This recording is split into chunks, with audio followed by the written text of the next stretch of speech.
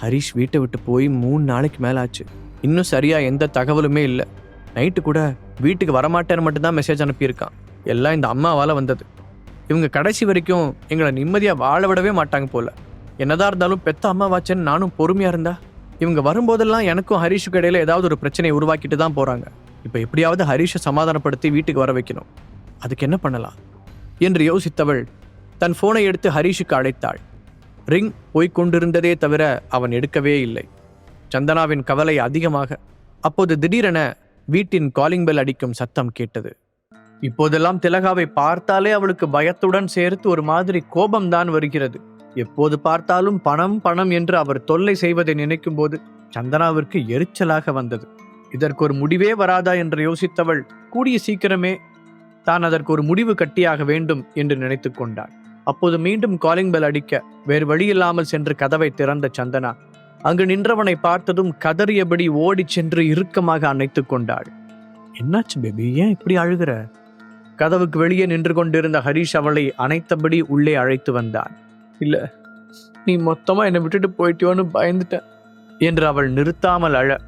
அட லூசு, நான் எதுக்காக உன்னை விட்டுட்டு போறேன்? அதுக்காகவா இவ்வளோ கஷ்டப்பட்டுட்டு இருக்கேன்? நீ ஏன் எதையாவது கற்பனை பண்ணிக்காத என்று அவளுடைய தலையில் செல்லமாக அடித்தவன் அவளை இன்னும் டைட்டாக கட்டிப்பிடித்து கொண்டான். சந்தனா அவன் மார்பில் முகம் புதைத்து கொள்ள ஹரிஷுக்கு ஏதோ ஒரு போர்க்களத்தில் அலைந்து திரிந்துவிட்டு வீடு திரும்பியதைப் போல ஆஸ்வாசமாக இருந்தது. இந்த உணர்வைத்தான் சந்தனாவை தவிர வேறு யாரிடமும் அவனால் உணர முடியவில்லை. அதனால்தான் எத்தனையோ பிரச்சனைகள் வந்த பிறகும் அவள் மீது இருக்கும் காதல் மட்டும் அவனுக்கு குறைவதே இல்லை.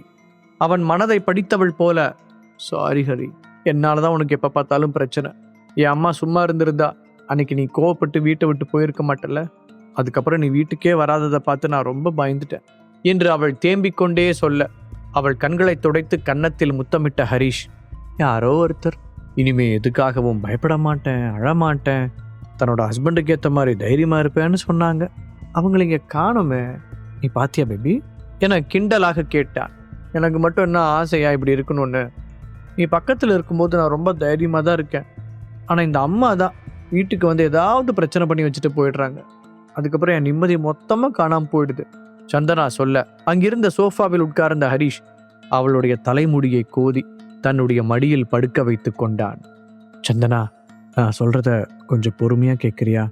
ஹரிஷ் சொல்ல அவனுடைய வயிற்றில் முகம் பதித்து கொண்ட சந்தனா தலையை மட்டும் ஆட்டினாள். நாம இதை பத்தி ஏற்கனவே பேசியிருக்கோம். இருந்தாலும் திரும்பவும் நான் இதை உனக்கு ஞாபகப்படுத்த விரும்புகிறேன்.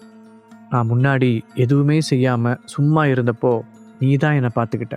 அப்போ நீ ரொம்ப தைரியமான பொண்ணா இருந்த. எதை பத்தியும் யாருக்காகவும் நீ பெருசா அலட்டிக்கிட்டதே இல்லை. அந்த சிச்சுவேஷன்ல கூட யாராவது என்னை தப்பா பேசினா நீ அதை அக்செப்ட் பண்ணிக்கவே மாட்ட. எப்படியாவது நான் பழைய ஹரிஷா மாறிடுவேன்னு ரொம்ப நம்பிக்கையா இருந்தேன். சொல்லப்போனால் அந்த நம்பிக்கை தான் என்னை இந்த அளவுக்கு கூட்டிட்டு வந்திருக்கு. இப்போ நான் செய்கிற சில விஷயங்கள் உனக்கு புரியாமல் இருக்கலாம், என் குழப்பத்தை கூட ஏற்படுத்தலாம். ஆனால் கூடிய சீக்கிரமே அதுக்கான பதிலும் காரணமும் உனக்கு தெரிய வரும். நான் எதுக்காக இதெல்லாம் செஞ்சேன்னு அப்போ உனக்கு புரியும். அது வரைக்கும் நீ கொஞ்சம் பொறுமையாக இருக்கணும். அதை விட முக்கியமாக ரொம்ப தைரியமாக இருக்கணும்.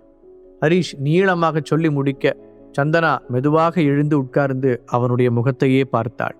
நீ சொல்ல வர்றது எல்லாமே எனக்கு புரியுது ஹரி. சொல்லப்போனா எனக்கே நான் இப்படி இருக்கிறது சுத்தமாக பிடிக்கல. மாற்றிக்கணும்னு எவ்வளவோ ட்ரை பண்ணுறேன். பட் ஏதாவது ஒன்று வந்து திரும்பவும் எல்லாத்தையும் களைச்சி போட்டுருது என்று கூறிய சந்தனாவின் குரலில் ஒரு குற்ற உணர்ச்சி தெரிந்தது. முதல்ல நீ இந்த அளவுக்கு ப்ரெஷர் ஆகணும்னு எந்த அவசியமும் இல்லை பேபி. நான் எங்கே இருந்தாலும் என் நினப்பில் நீ இருப்ப. இன்னும் கொஞ்ச நாள் மட்டும் பொறுத்துக்கோ. இது எல்லாத்துக்கும் சீக்கிரமாக ஒரு பலன் கிடைக்கும். அதுக்கப்புறம் நம்ம திரும்பவும் சந்தோஷமாக நம்ம லைஃப்பை வாழலாம். அவளுடைய 2 கன்னங்களையும் தாங்கி பிடித்தபடி சொன்ன ஹரிஷ் இந்த முறை அவளுடைய நெற்றியை முத்தமிட்டான்.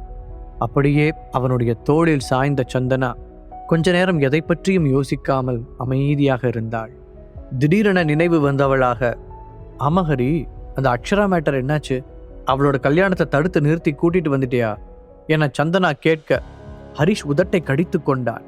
அவன் ஒவ்வொரு முறையும் மும்பை கிளம்ப முயற்சிக்கும் போதெல்லாம் ஏதாவது ஒரு தடை வந்து கொண்டேதான் இருக்கிறது. கணபதி வீட்டிலிருந்து சென்னை வந்து இறங்கியவுடன் மும்பை கிளம்பலாம் என்று தான் நினைத்தான். அதற்குள் சந்தனாவை பார்த்து நாட்களாகிவிட்டது.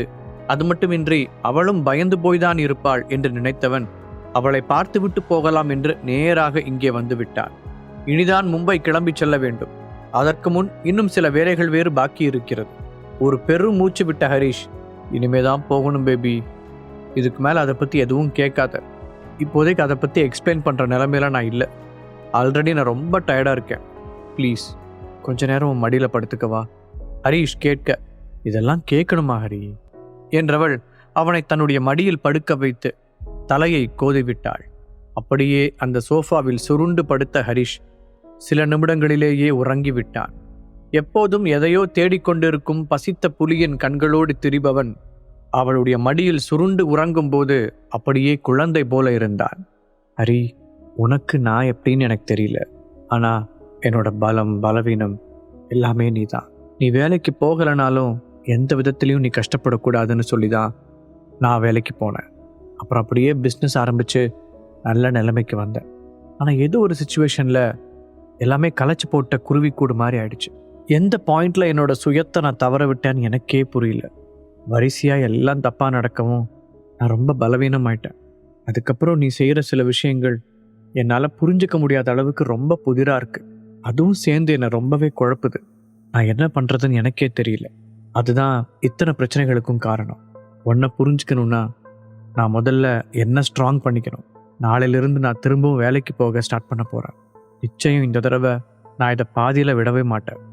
என்னோட அந்த டெலிவிஷன் ஒர்க்கில் ஃபுல் கான்சன்ட்ரேஷன் பண்ண போகிறேன். அப்போ தான் இந்த மாதிரி பல விஷயங்களை போட்டு மனசு குழப்பிக்காமல் உனக்கேற்ற மாதிரி தைரியமான பொண்டாட்டியாக என்னை நான் தகுதிப்படுத்திக்க முடியும்.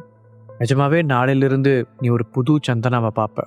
நீ நிச்சயமாக என்னை பார்த்து பெருமைப்படுற மாதிரி தான் நான் நடந்துக்குவேன். மனதிற்குள் உறுதி எடுத்தவள் கூடவே இனி எந்த சூழ்நிலையிலும் திலகாவின் பேச்சை கேட்கக்கூடாது என்ற முடிவுக்கும் வந்தாள். மனதில் தெளிவு வரவும் அது முகத்திலும் பிரதிபலித்தது. ஹரிஷின் முகத்தை பார்த்து கொண்டே சோஃபாவில் சாய்ந்தவள் ஒரு கட்டத்தில் தன்னையும் மறந்து உறங்கி போனாள். நீண்ட நாட்களுக்கு பிறகு இருவரும் இந்த உலகத்தை மறந்து உறங்கி கொண்டிருக்க, அதே நேரத்தில் நியூயார்க்கில் இருந்த ராஜேஸ்வரன் மாளிகையில் அவர்களுக்கு எதிராக ஒரு மிகப்பெரிய சதி ஆலோசனை நடந்து கொண்டிருந்தது. நியூயார்க்கில் இருந்த அந்த ராஜேஸ்வரன் மாளிகையில் ஆனந்த் கவலையுடன் அமர்ந்திருந்தார். தந்தையின் மறைவுக்கு பிறகு அவர்களுடைய பிஸ்னஸ் நிறையவே அடிவாங்க, அதையெல்லாம் எப்படி சரி செய்வது என்று புரியாமல் யோசித்து கொண்டிருந்தார். அப்போது அவர் அருகில் வந்து உட்கார்ந்த அகிலா, ஆனந்த், விஷயம் கேள்விப்பட்டீங்களா? 2 நாளைக்கு முன்னாடி நம்மளோட தியான மீடியாவில் 100 பவர் பில்ஸை ஏலம் விட்டுருக்கான் அந்த ஹரிஷ். அது மூலமாக இழுத்து மூடுற நிலைமையில் இருந்த அந்த கம்பெனியை திரும்பவும் பழைய நிலைமைக்கு கொண்டு வந்திருக்கான். எத்தனை தடவை அடி வாங்கினாலும் இவன் மட்டும் எப்படிங்க திரும்ப திரும்ப எந்திரிச்சு வந்துடுறான்? கொஞ்ச நாளைக்கு முன்னாடி ஹரிஷ் காணாமல் போயிட்டான்னு கேள்விப்பட்டப்போ எப்படியோ செத்து ஒழிஞ்சிட்டான்னு சந்தோஷப்பட்டேன். இப்போ என்னடானா திரும்பவும் கல் மாதிரி வந்து நிற்கிறான். இவனுக்கு மட்டும் அழிவே வராதா? எனக்கு நினைக்கும் போதே எரிச்சலா வருது என்று பல்லை கடித்த மனைவியை வினோதமாக பார்த்தார் ஆனந்த். இல்லை, எனக்கு புரியல. நம்மளோட தொடர்பே வேணாம்னு அவன் எங்கேயோ ஏதோ பண்ணிக்கிட்டு இருக்கான். அதுல உனக்கு என்ன பிரச்சனை? ஹரிஷ் விஷயத்தில் கொஞ்சமாக மனம் திருந்தி இருந்த ஆனந்த் சலிப்புடன் கேட்க, அகிலா அவரை தீயாக முறைத்தாள். எனக்கு என்ன பிரச்சனை இல்லைன்னு சொல்லுங்க. இதே வீட்டில் தான் அவனும் பிறந்தான். ஆனா இன்னைக்கு அவன் மட்டும் மேல போய்கிட்டே இருக்கான். ஆனா நாம உங்க அப்பாவோட டெத்துக்கு அப்புறம் நான் எவ்வளவு கனவு கண்டு வச்சிருந்தேன்னு உங்களுக்கு தெரியுமா? அதிகாரம் மொத்தமா உங்க கைக்கு வந்துடும், அதுக்கப்புறம் நாம இஷ்டம் போல இருக்கலான்னு எதிர்பார்ப்போட காத்துக்கிட்டு இருந்தேன். ஆனா நடந்தது என்ன? எப்ப கேட்டாலும் பிசினஸ்ல பிரச்சனை, கம்பெனி நஷ்டத்துல ஓடுதுன்னு இதே தான் பாட்டா பாடுறீங்க. அதே ஹரிஷை பாருங்க, அவனும் அதே சிச்சுவேஷன்ல தான் இருந்தான். அவ்வளோ ஏன், இதுக்கு முன்னாடி நம்ம கம்பெனியை கொடுக்கும்போது அது எந்த நிலைமையில இருந்துச்சுன்னு உங்களுக்கே நல்லா தெரியும். என்ன மந்திரம் போட்டானே தெரியல, திடீர்னு அதை பழையபடி நம்பர் 1க்கு கொண்டு வந்துட்டான்.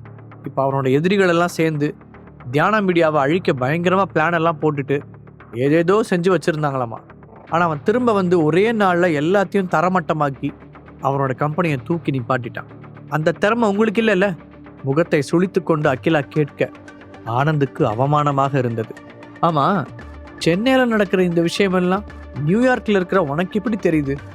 ஆனந்த் ஒரு மாதிரி குரலில் கேட்க, பிஸ்னஸ் சர்க்கிளை பொறுத்த வரைக்கும் உங்களுக்கு மட்டும்தான் ஆள் இருக்குன்னு நினைக்கிறீங்களா? ஹரிஷுக்கு கொடுக்கறதுக்கு முன்னாடி அந்த தியான மீடியாவை நடத்திக்கிட்டு இருந்ததே நான் தாங்கிறத மறந்துட்டு பேசுகிறீங்க. அங்கே ஒரு சின்ன துரும்பு அசைஞ்சா கூட எனக்கு தகவல் வந்துடும். என்ன, அங்கே எனக்கு இருக்கிற பவரை வச்சு எதையாவது குட்டையை குழப்பலான்னு பார்த்தா அந்த ஹரிஷ் ராஸ்கல் இதை பற்றிலாம் முன்னாடியே யோசிச்சு எந்த பக்கமும் நான் உள்ள நுழையாதபடி ஹெவியாக பாதுகாப்பு பண்ணி வச்சுருக்கான். அதுலேயும் எல்லா பொறுப்பையும் அந்த நிக்கிதா கிட்ட கொடுத்து வச்சிருக்கிறான். அங்கே அவளோட நேரடி கண் பார்வையில் தான் எல்லாமே நடக்குது. அவளை எப்படியாவது கைக்குள்ளே போட்டுக்கலான்னு பார்த்தா அவள் சுத்தமாக என் வழிக்கே வரமாட்டேங்கிறா. நான் ஃபோன் பண்ணால் எடுக்கிறது இல்லை. அதுலேயும் கடைசியாக ஒரு தடவை எடுத்து, சாரி மேம், ஹரிஷ் சாருக்கு என்னால் துரோகம் பண்ண முடியாதுன்னு சொல்லிட்டு என் நம்பரை பிளாக் பண்ணிட்டா. நான் இவ்வளோ வருஷமாக அவளுக்கு பாஸாக இருந்தேன். நாய்க்கு பிஸ்கட் போடுற மாதிரி எவ்வளோ காசு அவளுக்கு தூக்கி போட்டிருப்பேன். என்னை விட நேற்று வந்த ஹரிஷ் தான் அவளுக்கு முக்கியமாக போயிட்டான். அந்த அளவுக்கு தான்கிட்ட வேலை செய்கிற ஆளுங்களை அவன் மயக்கி வச்சிருக்கான். அகிலா மூச்சு விடாமல் பொறிந்து தள்ளினாள். அதையெல்லாம் கேட்க ஆனந்திற்கே ஒரு மாதிரி ஆயாசமாக இருந்தது. இப்போ என்னதான் பண்ணணும்னு சொல்ல வர அகிலா? ஓ ஆசைப்படி எங்கள் அப்பாவையும் கொண்டுட்ட என ஆனந்த் சொல்ல வர வேகமாக அவருடைய வாயை பொத்தி அகிலா, உங்களுக்கெல்லாம் கொஞ்சம் கூட அறிவே இருக்காதா? நடு வீட்டில் உட்காந்துட்டு இதை சொல்லிக்கிட்டு இருக்கீங்க. தப்பி தவறி யார் காதலையாவது விழுந்து தொலைச்சு கொலைக்கேஸில் நான் ஜெயிலுக்கு போகணும். இவ்வளோ நாள் உங்கள் அப்பா சேர்த்து வச்ச இந்த குடும்பமானம் கப்பல் ஏறணும். அதுதான் உங்கள் ஆசையா என மறைமுகமாக அவரை மிரட்டினாள். அவரின் முகத்தில் வேதனை ரேகைகள் ஓட, இதில் தன்னால் செய்ய முடிந்தது எதுவும் இல்லை என்பதை புரிந்து கொண்டவர், இங்கே பாரு அகிலா, ஹரிஷ் பற்றி நீயே இவ்வளோ விஷயம் தெரிஞ்சு வச்சிருக்கும் போது எனக்கு எதுவும் தெரியாதுன்னு நினைக்கிறியா? அவரோட இந்த அசுர வளர்ச்சிக்கு மெயின் காரணமே அவன் ஹெர்பல் மெடிசன் பற்றி கற்றுக்கிட்டது தான். சென்னையில் என்ன நடக்குதுன்னு எனக்கு முழுசாக தெரியாட்டியும் அந்த ஹெர்பல் மெடிசனை வச்சு அவன் நிறைய காரியங்களை சாதிச்சிருக்கான மட்டும் எனக்கு புரியுது. அது மட்டும் இல்லாமல் நிறைய விஐபி ஃப்ரெண்ட்ஸும் அவன் கூட லிங்க்ல இருக்க ரொம்ப ஆசைப்படுறாங்க. ஹெர்பல் மெடிசன் உலகத்தை பொறுத்த வரைக்கும் இப்போ எங்கே பார்த்தாலும் ஹரிஷோட பேர் தான் ஒலிச்சுக்கிட்டு இருக்கு. அந்த அளவுக்கு அவன் ஒரு பவர்ஃபுல்லான சக்தியாக மாறிக்கிட்டு இருக்கான். இன்னும் கொஞ்ச நாளில் நாம் எட்டி பார்க்க முடியாத உயரத்துக்கு போயிடுவான். ஆனந்த் நிதானமாக சொல்ல அகிலாவின் முகம் யோசனையில் சுருங்கியது. நீங்கள் பேசுகிறத வச்சு பார்க்கும்போது அந்த 100 பவர்ஃபுல் டேப்லெட்ஸையும் அவன்தான் சொந்தமாக தயாரிச்சான்னு சொல்கிறீங்களா? அகிலா நம்ப முடியாத திகைப்புடன் கேட்க, ஆமாம், அப்படிதான் நான் கேள்விப்பட்டேன் என்றார் ஆனந்த். அட பாவி மனுஷா, அப்புறம் ஏன் இவ்வளோ முட்டாளாக இருக்க? அவனை வர சொல்லி அந்த டேப்லெட்ஸோட ஃபார்முலாவை சொல்ல சொல்லி கேட்கலாம்ல. இன்னைக்கு மார்க்கெட்டில் அதோட வேல்யூ என்னன்னு கொஞ்சமாவது தெரியுமா உனக்கு? என்னோட ஃப்ரெண்ட் சர்க்கிளில் இருக்கிறவங்களே அந்த ஒரு டேப்லெட்டுக்காக கோடி கோடியாக கொட்டித்தர தயாராக இருக்காங்க. ஆத்திரத்தில் அகிலா கணவன் மீது இருந்த மரியாதையை கூட மறந்திருந்தாள். உனக்கு எல்லாமே அவ்வளோ ஈஸியாக தெரியுது அகிலா? நான் கூப்பிட்டு கேட்ட உடனே அவன் ஃபார்முலாவை சொல்லிடுவான்னு நினைக்கிறியா? ஆனந்த் எரிச்சலுடன் கேட்டார். ஆமாம், இதை கூட நான் தான் சொல்லித்தரணுமா? எப்படியாவது கேட்டு வாங்குங்க. நம்ம கம்பெனியவே தூக்கி கொடுத்துருக்கீங்கல்ல, பதிலுக்கு இதை கூட செய்ய மாட்டானா? எதுக்கும் வழிக்கு வரலனா அவன் பொண்டாட்டியை கடத்திருங்க. அவன் தன்னோட பொண்டாட்டிக்காக என்ன வேணாலும் செய்வான்னு கேள்விப்பட்டேன். அவளை வச்சு மிரட்டி ஃபார்முலாவை வாங்கிடலாம். அகிலா சொல்ல ஆனந்த் அவளை அதிர்ச்சியுடன் பார்த்தார். என்ன உளறிட்டு இருக்க என்று அவர் சீர அவரை அலட்சியத்துடன் பார்த்த அகிலா, நான் சொன்னதை மட்டும் நீங்க செய்யலனா என்று வாக்கியத்தை முடிக்காமல் நிறுத்தினாள். முழு கதையையும் கேட்டு மகிழ பாக்கெட் FM ஆப்பை டவுன்லோட் செய்யுங்கள். லிங்க் டிஸ்கிரிப்ஷனில் கொடுக்கப்பட்டுள்ளது.